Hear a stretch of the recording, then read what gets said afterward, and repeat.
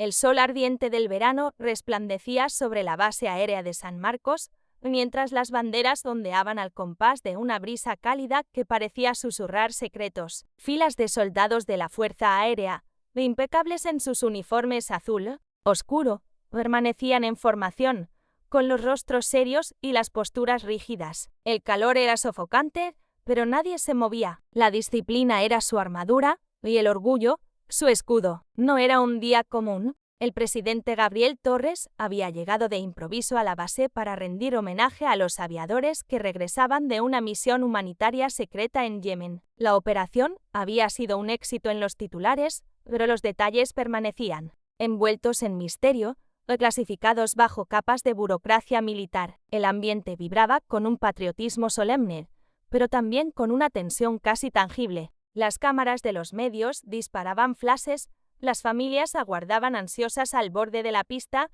y los periodistas, alineados en un flanco, tomaban notas febrilmente. La llegada del presidente desató una mezcla de emoción, nerviosismo y expectación contenida. Entre las filas, el sargento Esteban Morales permanecía inmóvil, no por temor, sino por una razón que pesaba más que el calor del mediodía. Mientras el presidente avanzaba por la formación, estrechando manos con firmeza y devolviendo saludos con la precisión de un líder acostumbrado al protocolo, se detuvo frente a Esteban, el joven aviador, erguido con orgullo, con el uniforme impecable y las botas relucientes, miró al presidente directamente a los ojos. Sus manos, sin embargo, permanecieron a los costados, sin alzarse para el saludo militar. Un murmullo apenas audible recorrió la formación, como una brisa que agita las hojas antes de una tormenta. Torres, con el brazo a medio camino, mantuvo su postura,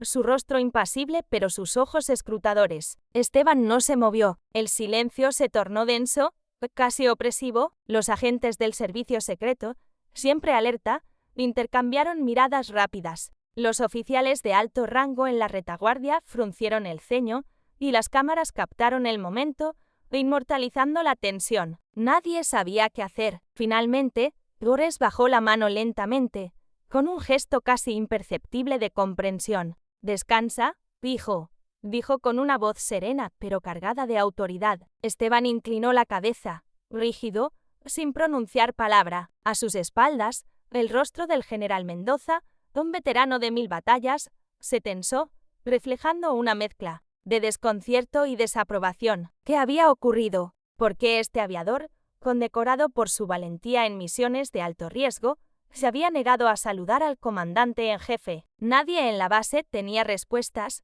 pero los susurros ya comenzaban a tejer una red de especulaciones. La historia de Esteban Morales apenas iniciaba, y lo que estaba por venir cambiaría no solo su vida, sino el rumbo de una nación. Esa noche, la base aérea de San Marcos estaba viva con rumores. En los dormitorios, los soldados compartían teorías en voz baja, como si temieran que las paredes escucharan. «¿Viste su expresión?», dijo un joven cabo, con los ojos abiertos de incredulidad. «Se quedó como estatua», respondió otro, sacudiendo la cabeza. «Esto le va a costar caro, lo van a mandar a un consejo de guerra», murmuró un tercero, con tono sombrío. Los rumores se propagaban como fuego en un campo seco, pero nadie se atrevía a confrontar a Esteban directamente. Él, sentado solo en su litera, lo miraba fijamente. Una fotografía guardada en una pequeña cartera de cuero gastada por el tiempo. En la imagen, una mujer joven con uniforme militar sonreía con una calidez que contrastaba con la frialdad del entorno. Sus ojos brillaban con una chispa de vida,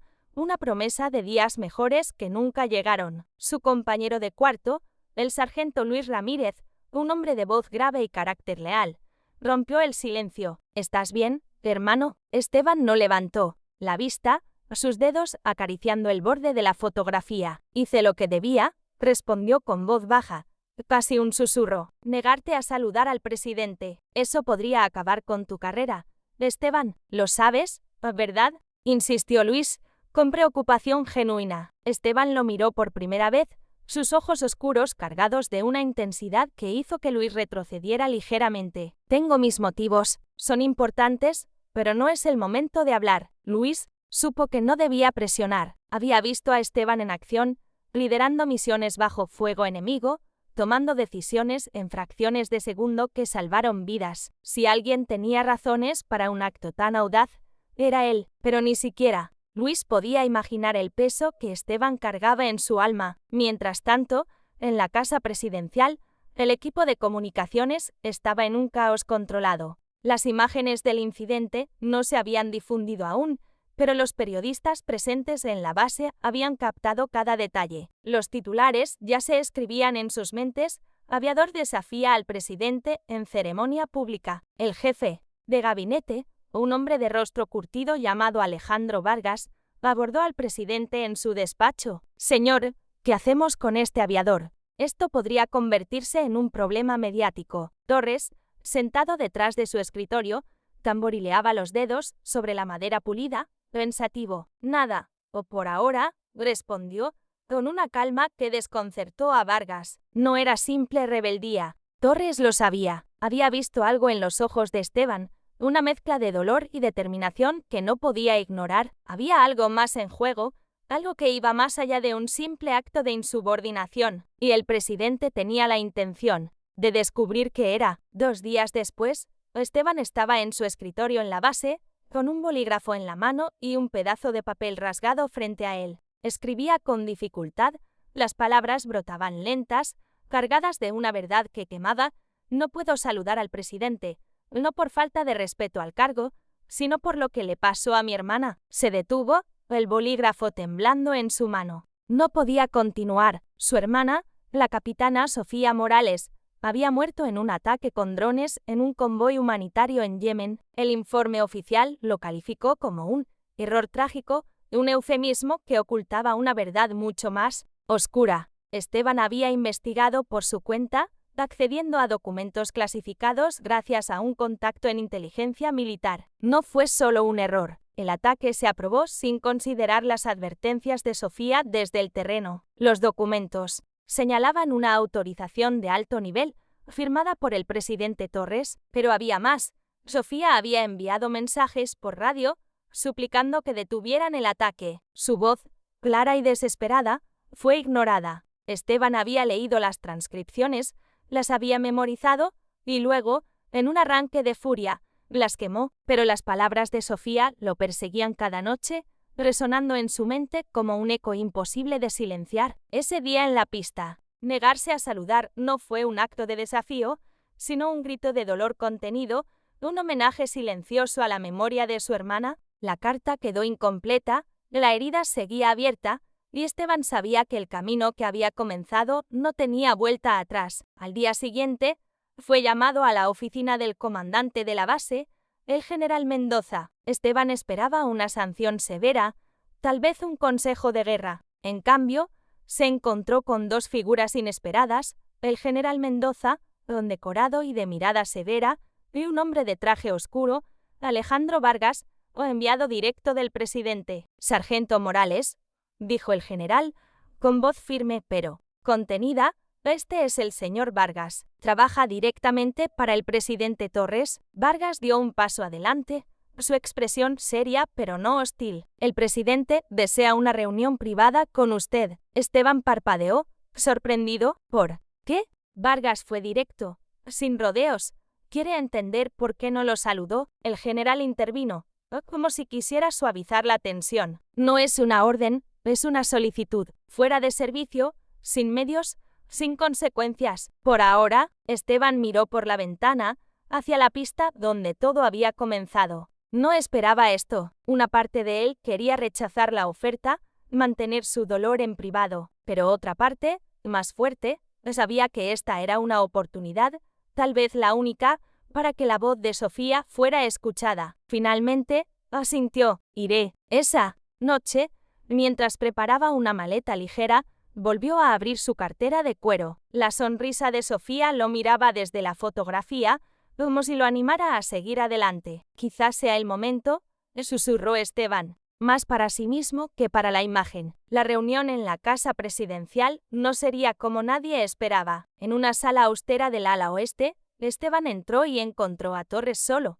sin prensa, sin asesores, sin el bullicio habitual de la política. El presidente, vestido con una camisa sencilla, se puso de pie al verlo. «Siéntate, hijo», dijo, señalando una silla frente a una mesa de madera. Esteban obedeció, su postura rígida, sus ojos alerta. «¿No me saludaste?», continuó Torres, rompiendo el silencio con una voz que no era acusatoria, sino curiosa. «Quiero saber por qué». Esteban respiró hondo, sintiendo el peso de los últimos años condensarse en ese momento. Sacó la fotografía de Sofía y la colocó sobre la mesa, con cuidado, como si fuera un tesoro frágil. «Mi hermana, la capitana Sofía Morales, murió en Yemen. Fuego amigo». Ella pidió por radio detener el ataque, pero fue ignorada. La orden vino de arriba. Torres miró la foto, su rostro imperturbable, pero sus ojos fijos en la sonrisa de Sofía. «¿Dices que yo firmé la orden que la mató?», preguntó, con una calma que ocultaba una tormenta interna. «No, señor», respondió Esteban, su voz firme pero respetuosa. «Digo que el sistema permitió su muerte, y lleva su firma». El silencio llenó la sala. Pulsado, humano, Torres, visiblemente afectado, se inclinó hacia adelante. «Nunca una familia me había dicho algo así», admitió. «Nunca preguntó», replicó Esteban, sin rastro de desafío, solo verdad. El presidente se reclinó en su silla, sus manos entrelazadas, pensativo. «¿Qué quieres de mí?». Esteban no dudó. «La verdad, y que su voz sea escuchada». Esa noche, Torres no pudo dormir. La fotografía de Sofía permanecía en su escritorio, un recordatorio de una deuda que no sabía que tenía. Llamó a su asesor de Seguridad Nacional, el general Raúl Espinoza, a medianoche. «Quiero los archivos de la misión en Yemen, cada comunicación, cada transcripción, todo». Horas después, llegó un paquete sellado. Dentro estaba la transmisión final de Sofía, aquí la capitana Sofía Morales. «Convoy humanitario, civiles a bordo. Aborten el ataque. Coordenadas erróneas». «Repito, aborten». Otra voz, fría y apresurada, la interrumpió.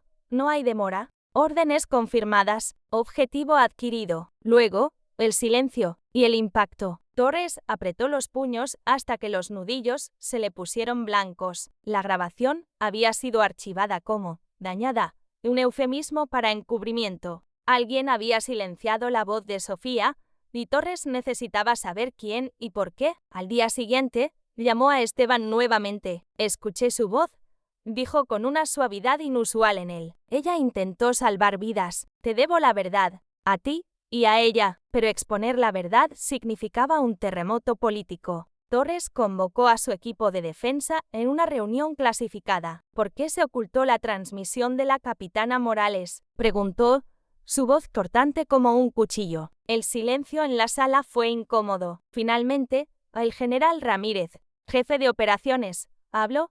«Se temía que retrasar el ataque comprometiera la misión. Señor, la inteligencia sugería que el convoy estaba comprometido». «Ella llevaba civiles», replicó Torres, su tono helado. Su voz fue ignorada. Un joven asistente, visiblemente nervioso, añadió: «Algunos informes fueron alterados para proteger a oficiales de alto rango». Torres golpeó la mesa con el puño. «Averigüen quién dio esa orden y tráiganme al equipo de prensa. No voy a ocultar esto». Esa noche, Torres llamó a Esteban personalmente. «Señor Morales», dijo, con una voz baja pero firme, «voy a hacerlo público. Tu hermana lo merece». Esteban, al otro lado de la línea, sintió un nudo en el pecho. «Gracias», susurró, apenas capaz de contener la emoción. Días después, en una conferencia en el Jardín de las Rosas, Torres apareció sin teleprompter, sin guión, solo con la fotografía de Sofía en la mano. «Esta es la capitana Sofía Morales», comenzó, levantando la imagen para que todos la vieran. «Fue una heroína. Murió salvando vidas», pero su voz fue silenciada por un sistema que priorizó la rapidez sobre la verdad. Los reporteros quedaron congelados. La nación, mirando desde sus hogares, contuvo el aliento. Esteban, sentado en su litera, sintió que, por primera vez, su hermana era escuchada. Pero no todos estaban celebrando. En las sombras del Pentágono, figuras poderosas comenzaban a moverse, decididas a proteger sus intereses. Un mes después, la ley Sofía fue propuesta.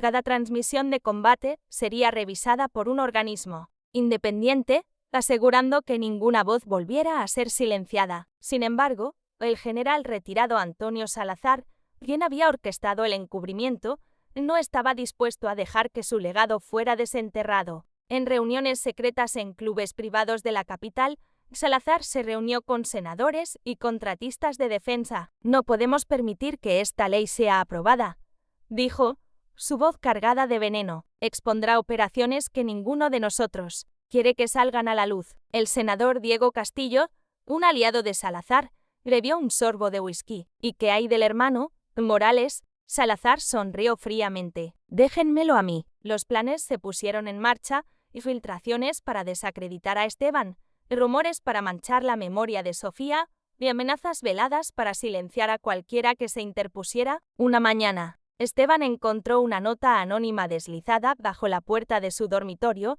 «Abandona esto o lo lamentarás. Ella murió por desobedecer. No repitas su error», reportó la amenaza a la seguridad de la base. Pero no había pistas. Vargas, o el enviado del presidente, lo llamó esa misma tarde. «¿Están intentando asustarte, Morales?». Esteban exhaló profundamente. «Lo están logrando». «¿Quieres salir de esto?», preguntó Vargas. Esteban miró la foto de Sofía. «No, quiero justicia». Torres, al enterarse de la amenaza, ordenó reforzar la seguridad de Esteban. Luego, le dijo algo inesperado. «Vas a hablar en el Capitolio la próxima semana, frente a veteranos, o legisladores y medios. Cuéntales quién era tu hermana». Esteban se quedó atónito. «¿Yo? ¿Por qué yo?». Torres sonrió, una chispa de admiración en sus ojos. «Porque a ti te creerán más de lo que jamás me creerán a mí». Mientras Esteban se preparaba para el discurso, Salazar intensificó sus esfuerzos. Filtró un vídeo manipulado que mostraba a Sofía actuando de manera irracional antes de su muerte. Era una falsificación, pero lo suficientemente convincente para sembrar dudas. Los titulares comenzaron a circular: «Héroe o amenaza». Esteban estaba devastado, pero el equipo de comunicaciones de Torres respondió con rapidez y publicando las grabaciones reales de la misión. La verdad atravesó la mentira, pero la guerra por la opinión pública estaba en su apogeo. El día del discurso, en el Capitolio, Esteban subió al podio con el corazón latiendo con fuerza. Veteranos, políticos y millones de espectadores en casa contuvieron el aliento. «Mi nombre es Esteban Morales», comenzó, su voz temblorosa pero firme. «Mi hermana, la capitana Sofía Morales, murió en una zona de guerra, no traicionada por el enemigo, sino por el silencio». Contó la historia de Sofía, su valentía, su súplica por radio, el encubrimiento que siguió. Terminó con una súplica poderosa: «Ninguna voz debe desaparecer en el estruendo de la guerra. Ningún héroe debe ser borrado. Que la ley Sofía sea aprobada, no por política, sino por cada soldado que sirve con el corazón». Las lágrimas corrían por los rostros del público. Torres, desde el fondo de la sala, se puso de pie y lideró los aplausos. La ley Sofía fue aprobada con un apoyo abrumador. Semanas después, en un evento televisado, Torres otorgó a Sofía la medalla de honor póstuma. Esteban, al recibirla, sintió que el peso de años de dolor comenzaba a aligerarse. «¿Llegaste a casa, Sofía?», susurró, sosteniendo la medalla contra su pecho. Pero la historia no había terminado. Una denunciante, la coronel Elena Vargas, oficial de inteligencia, reveló que Salazar no solo había encubierto la verdad, sino que había manipulado inteligencia para beneficiar contratos de defensa. Ese ataque se basó en datos falsos, confesó a Vargas, o el enviado del presidente. Salazar se benefició personalmente. Torres, informado de la traición, le ordenó una investigación federal. Salazar fue arrestado y Esteban fue llamado a testificar. En el estrado, relató el día en que Sofía murió y los esfuerzos por silenciarla. «Estoy aquí porque ella no puede estarlo», dijo, pero su voz nunca será borrada otra vez. El veredicto fue claro: culpable en todos los cargos. Salazar fue condenado y la justicia, por fin, tenía un nombre. De vuelta en San Marcos, Esteban se convirtió en un símbolo de resiliencia. Los nuevos cadetes lo miraban con admiración y su historia se enseñaba en entrenamientos de ética militar. Una noche, visitó el muro conmemorativo de la base y colocó la medalla de Sofía bajo su nombre grabado. «Tú también llegaste a casa, susurró. Torres lo convocó una última vez a la casa presidencial. Estoy formando una unidad de supervisión con veteranos y denunciantes. Quiero que la lideres. Esteban asintió. Entonces, ayudaré a sanar el sistema. Por primera vez, levantó la mano y saludó al presidente. Torres devolvió el saludo con un brillo de respeto en los ojos. Meses después, la Ley Sofía fue firmada como política permanente. Cada comunicación de combate ahora sería revisada por un organismo independiente. La historia de Sofía había cambiado políticas, culturas y la forma en que operaba la cadena de mando militar. De regreso en su dormitorio, Esteban tomó el pedazo de papel donde había comenzado su carta. Esta vez, la terminó. Estimado señor presidente, no pude saludarlo antes, no por odio, sino por dolor. Hoy lo saludo, no solo por lo que hizo, sino por escuchar a mi hermana. Gracias por permitir que el mundo la escuchara también. Atentamente, Esteban. Morales selló el sobre, sabiendo que algunas historias comienzan en silencio, pero esta terminó con un saludo y una voz que el mundo jamás olvidará.